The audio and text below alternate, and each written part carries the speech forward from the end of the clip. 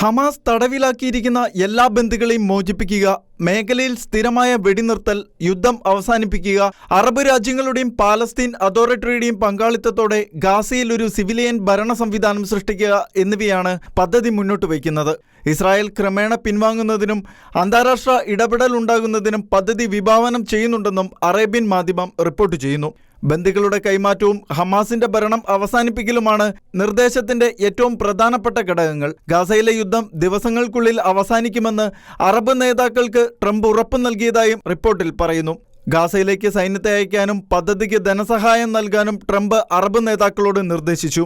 ഇത് അനിയന്ത്രിതമായ മാനുഷിക സഹായം നൽകുകയും ഹമാസിനെ പ്രദേശം കൈകാര്യം ചെയ്യുന്നതിൽ നിന്നും ഒഴിവാക്കുകയും ചെയ്യും.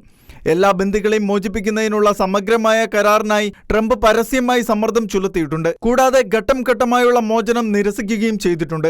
വരും ദിവസങ്ങളിൽ ഗാസയിൽ എന്തെങ്കിലും തരത്തിലുള്ള മുന്നേറ്റം ഉണ്ടാകുമെന്ന് എനിക്ക് പ്രതീക്ഷയും ആത്മവിശ്വാസവും ഉണ്ടെന്ന് വിറ്റ്കോഫ് മാധ്യമപ്രവർത്തകരോട് പറഞ്ഞു. അടുത്ത ആഴ്ച ട്രംപും നെതന്യാഹുവും തമ്മിലുള്ള കൂടിക്കാഴ്ച ഉണ്ടാകുമെന്ന് പ്രതീക്ഷിക്കുന്നുണ്ടെന്നും വിറ്റ്കോഫ് കൂട്ടിച്ചേർത്തു.